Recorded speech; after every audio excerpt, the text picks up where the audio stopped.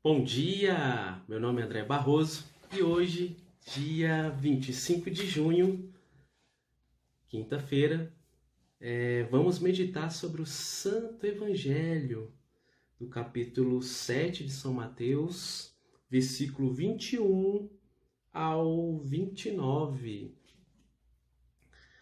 Naquele tempo Jesus disse: Nem todo aquele que me disser Senhor, Senhor, entrará no reino dos céus, mas sim aquele que faz a vontade do meu Pai, que está nos céus.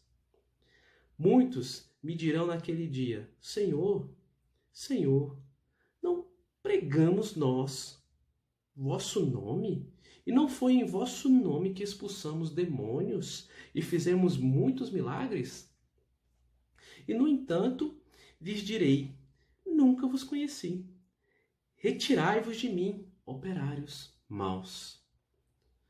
Aquele, pois, que ouve as minhas palavras e as põe em prática é semelhante a um homem prudente, que edificou a sua casa sobre a rocha. Caiu a chuva, vieram as enchentes, sopraram o vento, investiram contra aquela casa. Ela, porém, não caiu, porque estava edificada na rocha. Mas hoje que ouve as minhas palavras e não as põe em prática, é semelhante a um homem insensato que construiu sua casa na areia. Caiu a chuva, vieram as enchentes, sopraram os ventos e investiram contra aquela casa. Ela caiu e grande foi a sua ruína. Quando Jesus terminou o discurso, a multidão ficou impressionada com a doutrina. Com efeito, ele ensinava como quem tinha autoridade e não como os seus escribas. Palavra de salvação. Glória a vós, Senhor. Que tudo que saia dessa boca seja em nome do Pai, do Filho e do Espírito Santo. Amém. Amados, esse Santo Evangelho é um convite à reflexão, mas de uma maneira profunda.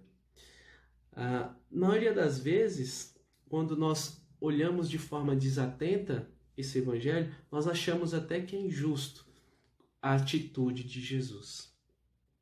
Só que, na verdade, não tem nada de injusto aquilo que ele fala, muito pelo contrário. O Senhor, isso aqui é o final de alguns conselhos que ele já havia dado. O conselho de não julgar o próximo, o conselho de confiar quando você pedir algo para Deus, o conselho de nós fazermos ao próximo o que gostaria de ser feito com nós mesmos, que a porta estreita é a melhor porta que nós devemos seguir, né? Apesar que ela vai implicar em renúncias, não jogar pérola aos porcos, né? Ou seja, que nós tenhamos discernimento, tomar cuidado com os falsos profetas, né? Coisa que é muito comum nos momentos de crise, né? E nós somos facilmente vítimas, né, desses falsos profetas quando nós estamos distante de Deus, quando nós confiamos mais no homem do que no próprio Deus, do que no próprio Jesus, do que na própria palavra. Além do outro conselho, que qual é? É que nós seremos reconhecidos pelos frutos que nós dermos, né? Ou seja, o resultado das nossas ações. Então, é uma reflexão interessante. E ele conclui como? Dizendo que um homem prudente é aquele que faz a vontade de Deus. É aquele que pratica os ensinamentos de Jesus. Não só aquele que ouve, mas o que pratica. E ele dá o exemplo da casa construída, né, sob a rocha. Essa rocha até nos remete sobre essa pedra angular, que é esse Jesus, né, que nasceu, esse verbo que se fez carne e habitou entre nós. E fala desse homem insensato, desse homem imprudente. Esse homem imprudente é aquele que constrói sobre a areia, ou seja, tudo que vier de tempestade, de chuva, né, de coisas que vão, de ventos, essa casa ela não vai resistir, né? Essa casa é aquela casa que está construída longe, distante da base, de uma base sustentável. E essa base na vida do homem, essa casa que é o homem, que é o ser humano, essa base tem que ser Cristo, essa base tem que ser Deus, essa base tem que ser Jesus. E tudo que for diferente disso é uma base de areia, que virá tempestade e será derrubada.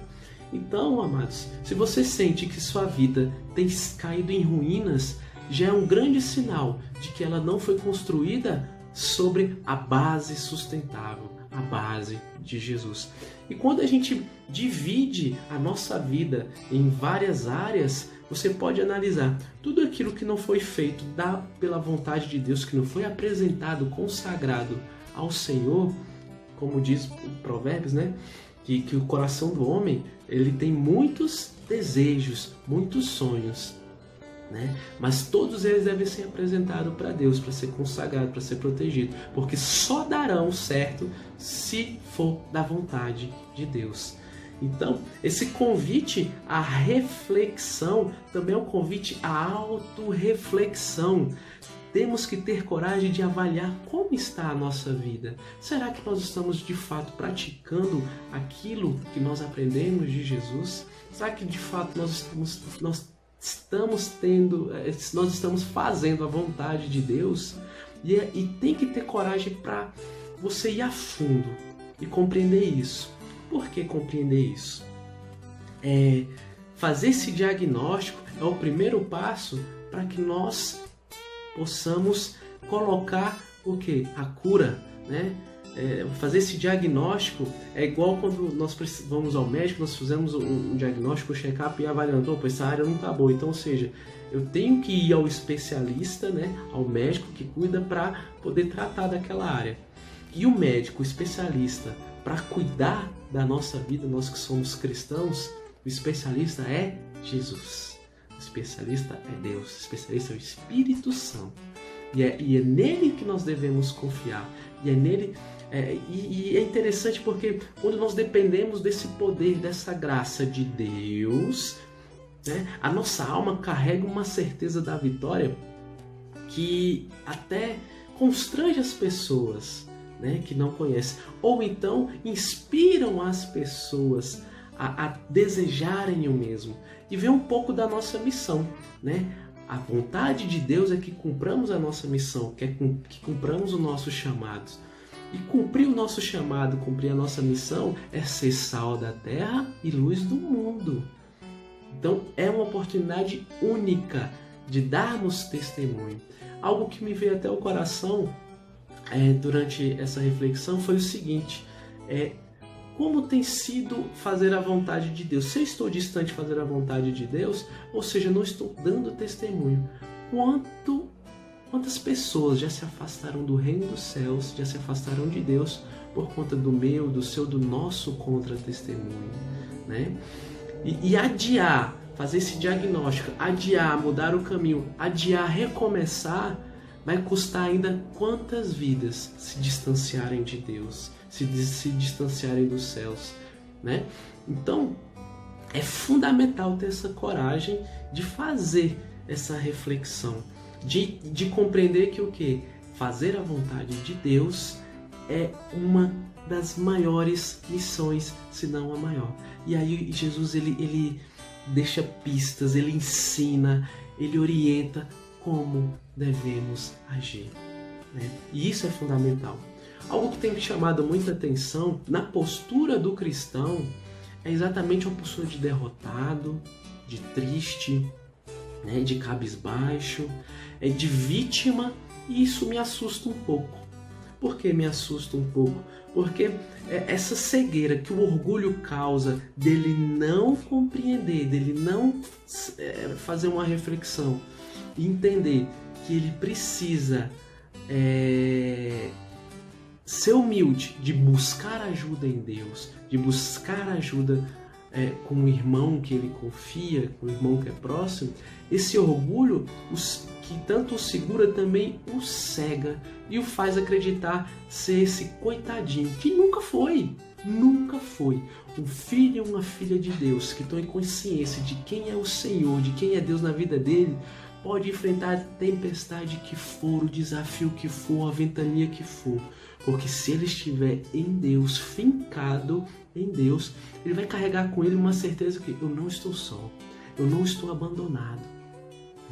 Eu sei que o Senhor é comigo, eu sei que o Senhor tem um reservado melhor para mim e eu vou confiar cegamente. Essa é a atitude daqueles filhos e filhas de Deus que colocam, dedicam tempo de oração.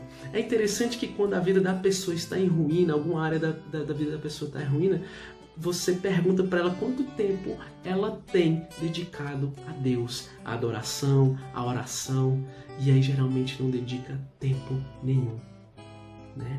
Então, como é fundamental para a nossa vida em praticar aquilo que Jesus nos ensina, ter esse tempo para Deus. Separar esse tempo e praticar também tudo aquilo que o Senhor falar ao nosso coração e tudo aquilo que a gente tem aprendido de Jesus. Até tinha separado aqui algumas moções e essas moções são interessantes porque assim, uma coisa que eu me perguntei e gostaria de partilhar com vocês, de 0 a 10, quanto nós temos feito a vontade de Deus? Sinceramente, quanto? Isso vai replicar diretamente quando a gente olhar para as áreas da nossa vida. Opa, não está tão agradável como gostaria de estar, ela não está como poderia estar. E nós temos inúmeros exemplos de pessoas que fizeram a vontade de Deus. Eu quero dar um exemplo aqui dos discípulos. Os discípulos, após aprenderem tanto com Jesus, mas ficarem ainda naquela condição de ouvinte, pouco de praticante, após eles começarem a praticar, que foi ali no Pentecostes, perseverantes em oração, colocando toda a sua confiança em Deus, o que aconteceu? Batismo do Espírito Santo. Esse batismo do Espírito Santo os fizeram entender que o poder da graça poderia os mover. Eles não eram movidos pelo medo, não eram movidos pelo ódio. Eram movidos pela coragem, movidos pelo amor. E os frutos desses discípulos nós temos colhido até hoje, o que permite eu e você termos acesso à palavra e a tantas coisas maravilhosas que a igreja nos possibilita viver, sentir, ler e aprender, parte daquela pessoa lá no passado, daqueles discípulos que escolheram fazer a vontade de Deus e agir. Então, ou seja, mesmo após a sua partida, mesmo após não estarem conosco, olha o impacto que a decisão de fazer a vontade de Deus teve na vida de outras tantas pessoas e ainda vai ter. Esse momento de pandemia, amados, esse momento é um momento fundamental para vivermos o nosso chamado, para fazermos a vontade de Deus. Porque nós vamos levar a esperança, levar o amor, nós vamos pregar sobre Jesus, sobre a salvação, sobre os céus, pregar sobre aquele que se entregou à cruz, por amor a nós. O mundo precisa continuar a ouvir, o mundo precisa continuar a ver esse testemunho, daquelas pessoas que decidiram ser tomados, banhados pela graça, pelo sangue do Redentor.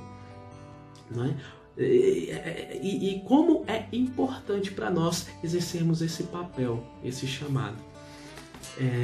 Se for necessário recomeçar após essa reflexão, recomece. Às vezes a gente tem adiado tantas coisas nas nossas vidas.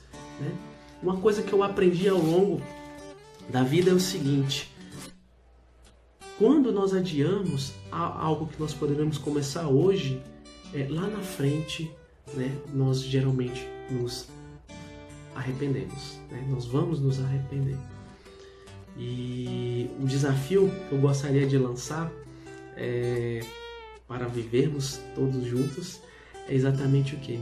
Agir como Jesus agiria durante 24 horas, em atitudes, palavras e em ações. Tudo que você conhece de Jesus, você praticar ao longo do dia. Como tratar as pessoas, sendo misericordioso, como demonstrar o seu amor por ela. Ou seja, durante 24 horas, viva essa experiência, agir como Jesus agiria, em atos, palavras e ações. Lembre-se, a vida é um presente de Deus e o que nós fazemos dela é o nosso presente a Ele, como dizia Dom Bosco. Que a paz de Jesus, o amor de Maria e o fogo do Espírito Santo estejam com vocês.